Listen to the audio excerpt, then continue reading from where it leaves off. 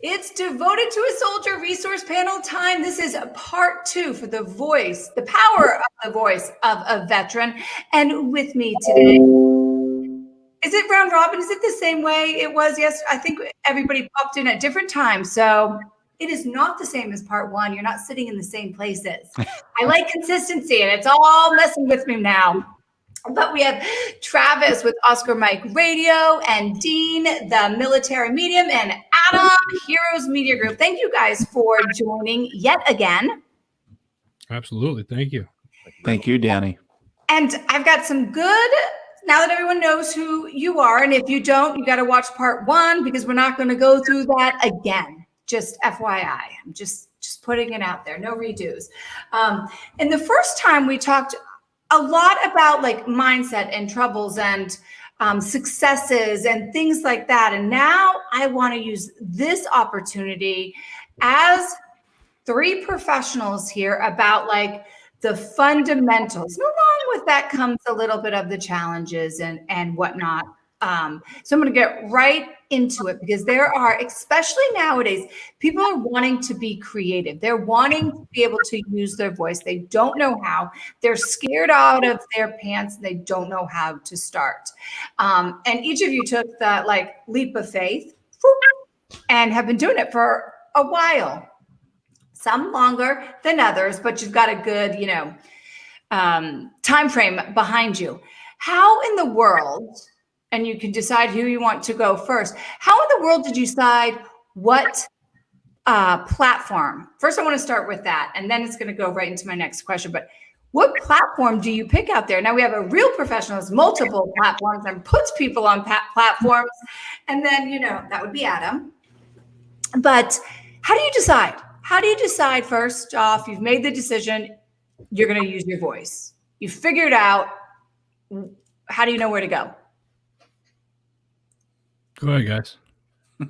We'll let you bring up the rear because you have your own personal experience and then others' experience. Go ahead, Travis, because I'm ready to take notes. So I got a big boost. I'm not going to exaggerate, but that's the truth. I was at 4 years ago, I was at the Dale Dorman Media Day at Massasoit Community College. And at that time, I knew I wanted to do something with my voice in podcasting. Radio was cost prohibitive and timely and, not really working with my schedule. And there, they had this group called the Whoobazoo Group, WHOOBAZOO, literally. And they mentor and help people set up podcasts. And I went to the gentleman afterwards. His name is Keith Hayes, and along with his partner, Anthony Arnold, and said, "Hey, I'm a veteran. I want to do this thing." And they're like, yeah, sure. Do this and we'll see what you can do. And the reason they did it that way is they get a lot of requests to do podcast setup, and they put a lot of effort in. People don't keep up their end of the bargain. They'd never worked with Marine before. And I'm like, we're going to freaking do this one way or the other. And when they figured out that, okay, he's not going away, he's not going to shut up, and he's going to work his, tail off, they started giving me some guidance. And after about show number 25 to 30, I started getting, my feet underneath me. Wow. I mean, 25, 30, that's a good amount of time. No wonder they say kind of show me where the money is first, because a lot of people definitely try it like 5 times and they're like, oh gosh, I have like 5 people listening and it's all my family members. See you later, alligator. Exactly. They want to see some staying power before they, started guiding me around the rest of the way. And once they saw that I was for real, I started getting a really good feedback from them. And here I am, almost 200 later. Wow, that's a lot. Are there, whatever you said, that place that you were going to, are there locations like that around the country, or is that something in our neck of the woods? Well, I think Dean and Adam can speak to this. There are people who will help you set up a podcast. You have like a studio and you come in and they'll show you how to record. They'll do it for you. There are people that will help you promote.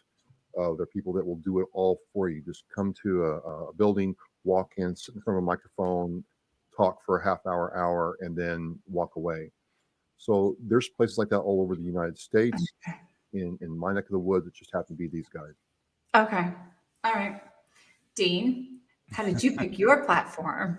Well, it's interesting. I happened to fall into radio, and it wasn't commercial radio. It was local. It was a little low power FM channel in my local area, and I was able to get my own show on there. And kind of what Travis was saying is, they didn't really care if you had staying power or not. But there's a lot of rules that because I didn't have a background in radio, didn't know the first thing about radio or nothing, and felt like I was really swimming in a weird sea. And, I started realizing that it was almost like working at a part-time job that I wasn't getting paid for.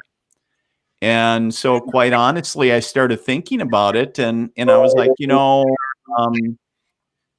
why not go podcast, or, why not start a podcast, the same premise of the show. And really, it's interesting. You say, why did you pick the platform that you did?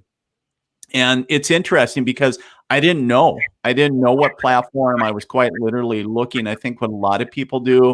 Well, what is maybe some of my friends on social media doing? What are some of the friends that live in my town, my state, are doing, right? And quite honestly, the thing that attracted me to the platform that I use is the ability to have multiple, how do I want to say, avenues, or like the shotgun effect, right? You upload it on one platform, and then it gets shot out to about 20 different, right, venues. And so that appealed to me, because I was like, the more you can get out there, the more your message, the better. Yeah. So I went with that. And then, of course, there's a piece that I looked at is saying, okay, what's this going to cost me? What is the commitment as far as going into that? And I was already using a lot of people know SoundCloud. I was already using that on if you want to call it a subscription base for radio, and uploading soundtracks and other things for the radio show. And I thought, what the heck? Why not cancel that and get a subscription elsewhere? And so I kind of merged the two, and there you go. So yeah, so that's kind of why I went with the way I did, but it was a little bit different, and by no means I was not sitting in a commercial radio gig. It was more, you think of a college radio, local, low power station. So. But experience is experience. Now right. I want to hear Adam, because we have these ways of kind of piecemeal with their what life has given them, each story, and that's how it kind of funneled you into your platform. So Adam, do people kind of get that funnel into themselves and then come to you? I don't know what they say to themselves, but I see both, actually. So I get a lot of people that will approach me that they're probably already part of a platform like Heroes Media Group, where we do have a hosting side of things, where we will go in and we will set up kind of like what the other platforms do, the SoundClouds, the Podbeans, the Libsyns, and stuff like that. Now, back in the day when I started this, almost a decade ago, there was only about a handful to choose from. For me at the time, it was, what's more cost effective with my, I don't have a budget for this right now kind of thing. So it was, it was just like, how can I make this work without turning off my electric? It was find what was cost effective and make that work, and then it just grew it from there. Now there's several dozen platforms that are out there that you can host on, and it goes out to all these other platforms to be heard and whatnot. So I for those that are just starting off, do some research, find something that works for you. And there are times where I tell people, what, we're not the best fit for you, but I'll help you get to where you want to go. And then once you have that account set up, bring it over to HMG and I'll help you brand it and do it that way. So there's a lot of different ways that you can do it nowadays. Would you say that going to someone like Heroes Media, that's where you kind of take it to the next step of like, okay, I'm going to get sponsors to pay for my subscription, to actually start paying me to be able to do this hobby and, make it a little bit more financially. There are ways of doing that, and I do sit down and I'll walk people through. I think in the last, probably 5 years, there was probably a year where I actually focused on trying to get sponsors for my podcast. It's not something I focus on because it's not something that I just focus on right now. Some people want that extra income coming in, and there are ways to do that. And you have to kind of grow because, as we stated earlier, some people are like, oh, I'm going to do a podcast, and that's the coolest thing in the world. You get 5-6 shows into it, and you're like, this sucks. Like it takes too much time. I don't have time to do all this stuff. How do I move to the next level? Travis said earlier, you get 30, 40 shows in. Now you got some stuff going. Like now you're getting serious about it. Like you're there for a while. You've been doing it. What it really boils down to is consistency. If you're wanting to get sponsors and stuff like that, you have to be consistent in all aspects of the podcast and your social media and whatnot. Okay, yeah. Oh, that was really good. I'm gonna have to go back and replay this because make sure that I'm, got all my ducks in a row. Okay, so the next one is, so this is probably out of order, and I went back and forth of what order to go, and then finally I just said, hey, dude, as to myself, I'm just gonna go. How did you pick the expertise or the topic of your podcast? Like, so, I don't necessarily have a podcast, but I have my Devoted to a Soul. It's a resource panel. Right. That's the topic of it. My other one is relationship, how love and life and entrepreneurship has gotten you where you are. How did you guys pick what the bejeebas you were going to talk about, or did that morph as you went? I think with my particular show, the Decision Hour, that originally started off as kind of a philanthropy, educational business type show where you could learn from other people's experiences. The Decision Hour, the question that I ask religiously on that show, everybody gets the same question. Name a time in your life where your feet were on the line and you had to make that decision. What was it and what was the atmosphere like? And because anybody listening can learn from that person. Like, oh, I get it. I can totally resonate with what this person's saying. And they go through it so I can make it and stuff like that. So for me, ironically, it started the show more or less for myself because it was things that I needed to hear for myself at that time. And then I realized, hey, more and more people are listening. This is beneficial. It's educational. Why not? Yeah. Yeah. How about Travis? How did you morph? Did you know what you were going into? I know you knew you wanted to use your voice. I think I morphed. I think at the first it was just picking a subject in the military that interested me and then talking about it. I really didn't know what I was doing at the time and had to get the reps in, right? And then over time, if people ask me, what it's about now, it's a couple different focuses. It's about the veteran business owner who's either starting or has his own business and how he did that to encourage other veterans to do the same thing. It's the civilian or veteran leader of a nonprofit. Those are always interesting stories. And then the last thing is veterans advocacy itself. That can be anything from, look, you might be going through a divorce right now, and there's a way to do that the right way. You might be, wanting to, hey, I got these guys going on a 25-mile ruck. Why are they doing it? Those human stories always resonate with people, and it's usually people at their most authentic or willing to share some of their, good and bad times. I love that. Yeah. And Dean, did you know, because you went from radio into podcasts, so did it just flow, or did you change topics altogether? No, well, I knew going in, because originally when I was offered the spot, I was like, what the hell am I going to talk about? Nobody wants to hear me, I'm just a vet. Right.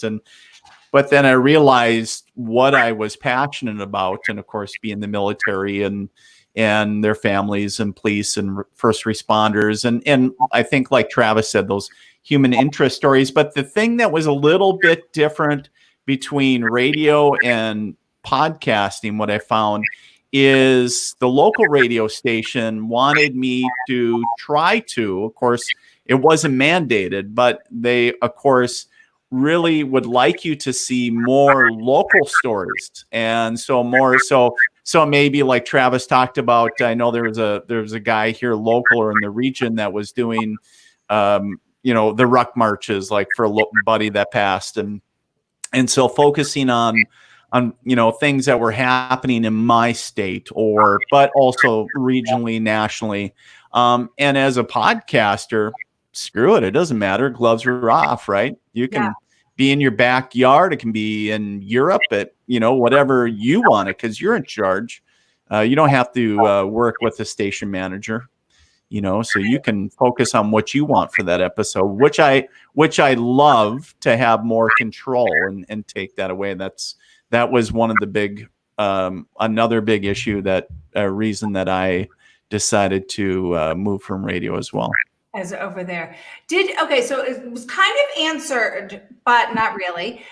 Did you go into this with the intention of helping other veterans? Or did you, like Adam kind of said, you picked the topic because it was helping you? I mean, was there a specific cognitive decision? I am to help the other servicemen, or did it just go that way? I know for me it was. I mean, my mission statement has always been and always continues to be is to help others heal one connection at a time. So the thing, my true intention, if one person listening, only one person out of the millions, in theory, that listen to that broadcast, that gets something out of that segment that changes their life, that makes the difference, that makes it all worth it, in my view, and for me personally. And so when I went into it, that's why I was doing it. I was doing it because remember, I said, even with radio, I was paying to be on the air. Right. The same, with podcasters, a lot of them are paying to be on a platform. And so unless you have a sponsor. So the thing is it was my way of giving back. And that's why I continue to do it, be able to help others. So. Yeah. Adam, was yours because was it veteran, or was it just you as a person? It started off as me as a person, but it quickly, it really went into helping people as a whole, not just veterans. I'll always do stuff for veterans, plain and simple, whether it's with the show or with the network as a whole. We'll always do stuff for military, for our veterans. But the show itself was, Adam needed this because I co-founded it with somebody else who's a long time ago, and we would kind of banter back and forth a little bit. And then it immediately worked in, like, how can we use this to help other people get to where they want to go? Yeah. Travis, how about you? I want to hear from everybody this question. I'm going round table.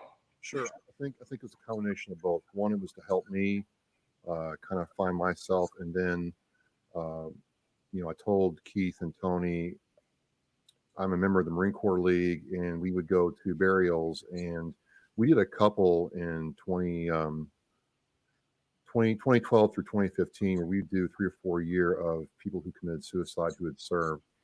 And the same thing I heard from family members time and time again is they felt like they had no hope, which just floored me, because there was a time where I didn't feel any hope. So to Dean and Adam's point is, yeah, sure, I'd like to have 100,000 listeners an episode and get mad promo money. Sure, absolutely. But at the end of the day, from day one, it's about the number one. If one person gets something out of my show and doesn't take that permanent slap and gets help and changes their lives, then everything else is just rudimentary at this point. So it's to help others. Yeah. I get help from doing it. Yeah.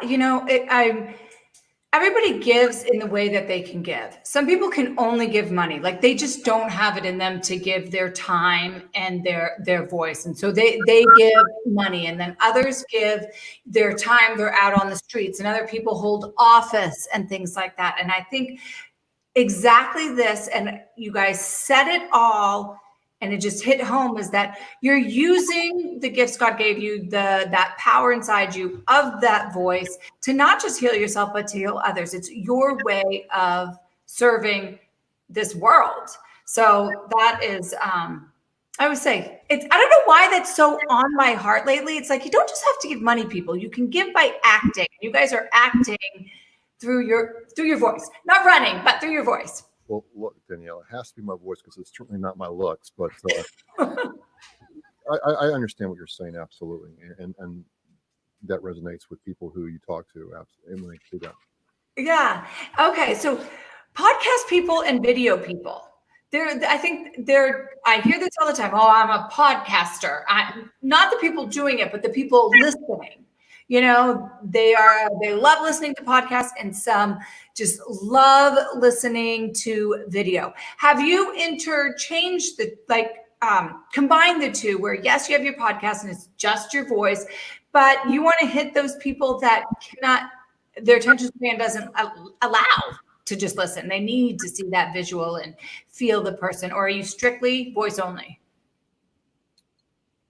I'm both. You're both. Did you always be both? No, I was podcasting for a long time until another Marine told me, who's in media production, that if you don't go video, you're not going to grow.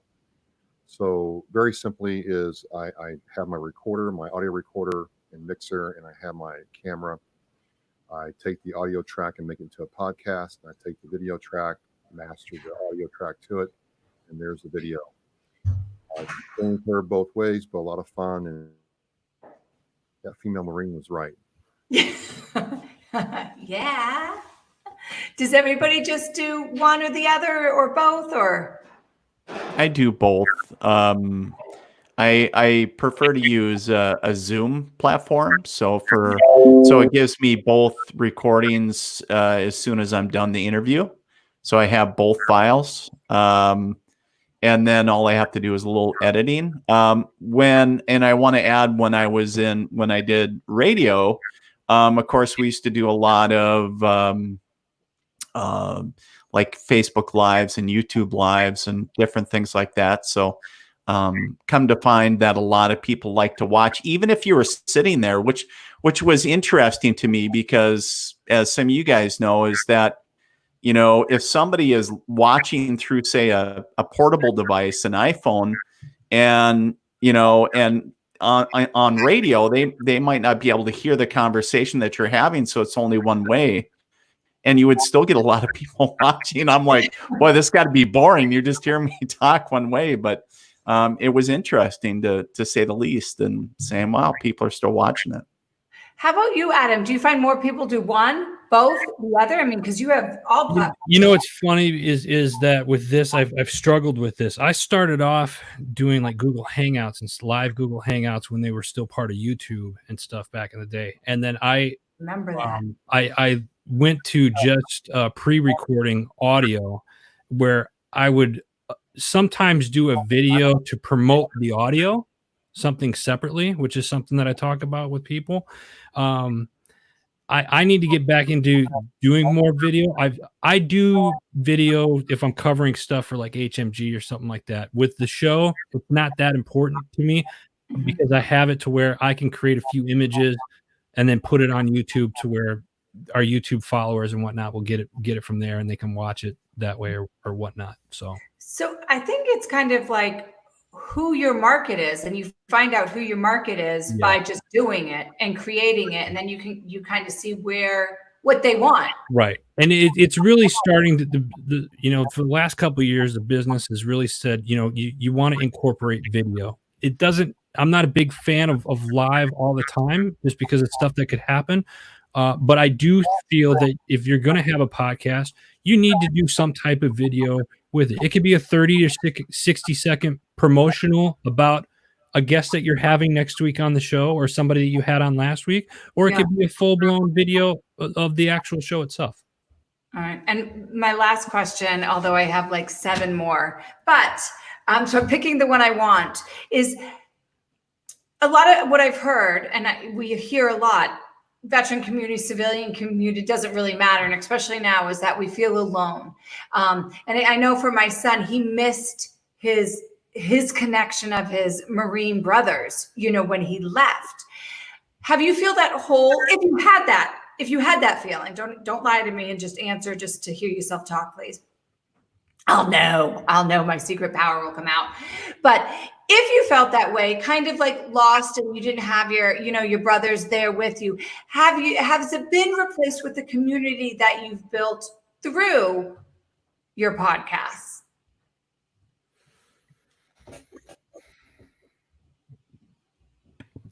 Nobody wants to go, huh? Well, I went first last time. Wait, turn your volume up. I lost you again, Travis. I went first last time.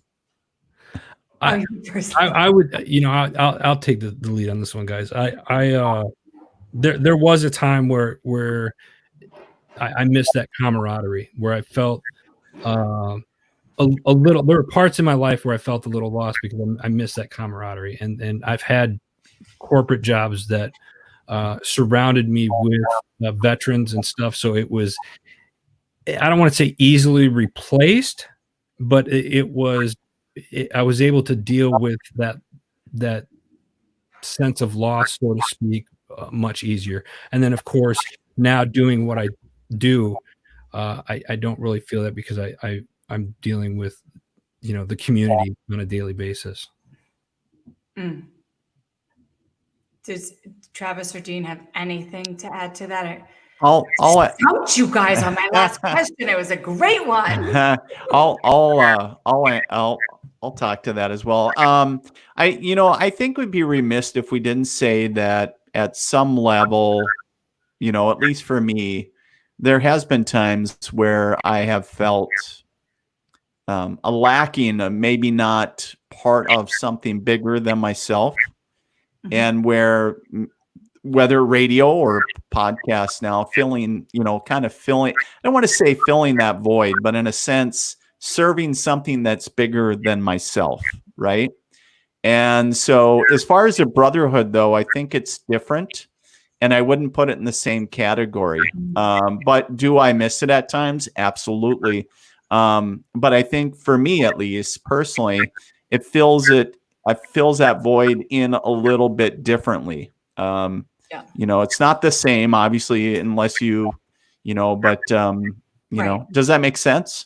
No, it does make sense. It's kind of like when my son went into boot camp and I missed him terribly. Talking with the other mothers fulfilled that piece for me.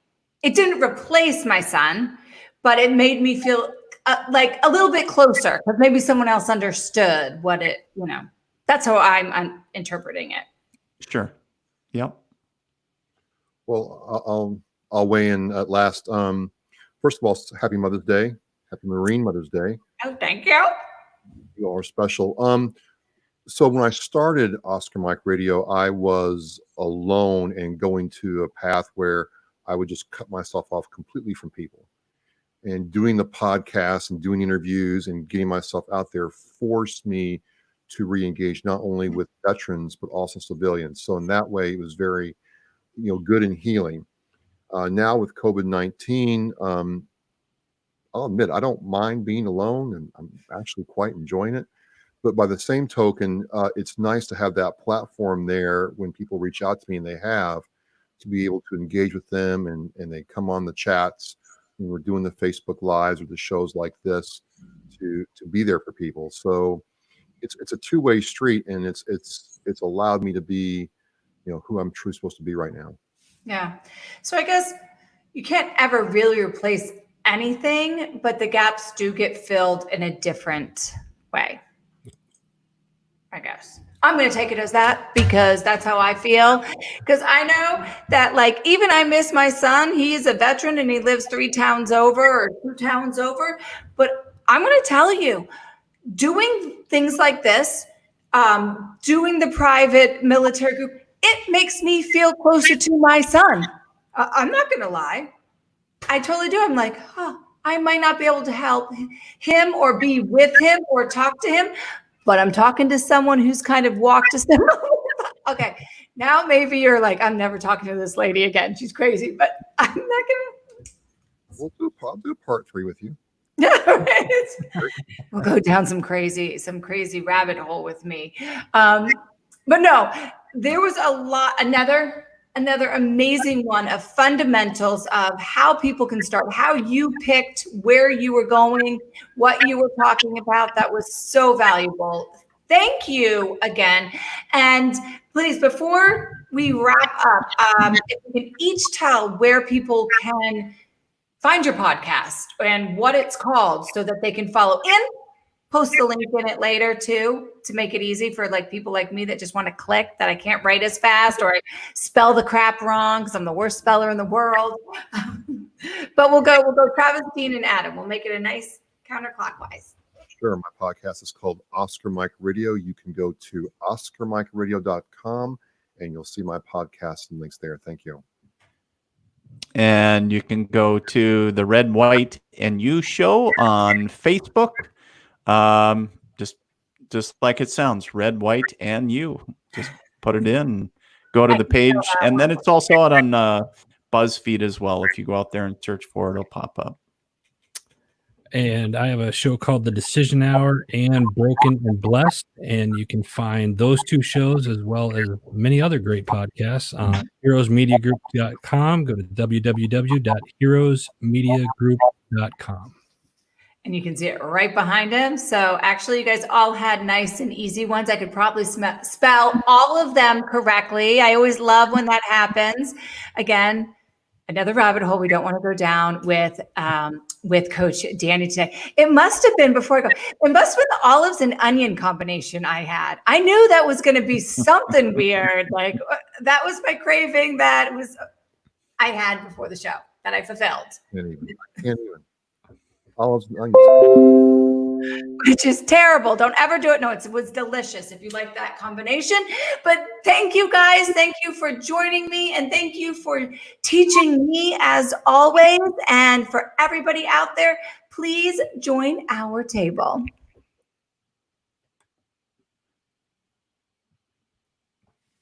All right. You can talk. It's kind of muted when I do this little part. Cool. Perfect. Thank you so much. Yeah, Well, thanks, Danny. Yeah. Thank you, guys.